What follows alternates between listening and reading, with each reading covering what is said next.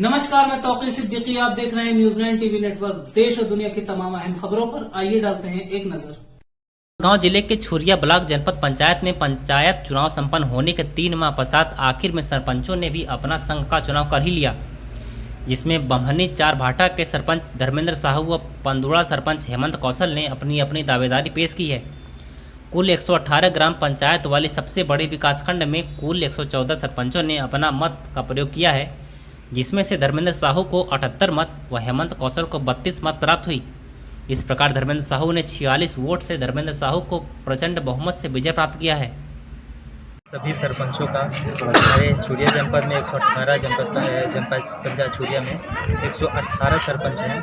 सभी का आभार और धन्यवाद ज्ञापित करता हूं। और ये कोई सभी सरपंच लोग एक सेवक बनाए हैं, उसके लिए सभी सरपंचों का धन्यवाद। और हम लोग का यही सोच है कि आज जो संगठन बना हुआ है सरपंचों के हित के लिए, पंचायत के हित के लिए, और सभी गांव और सभी पंचायत के सरपंच अच्छे कार्य करें और जो भी परेशानी आती है उसको बैठ करके एक दूर किया जाए। इससे जनपद में जो आने वाली समस्या होती है वो कितने तो दूर तक के समस्या हल हो सकता है?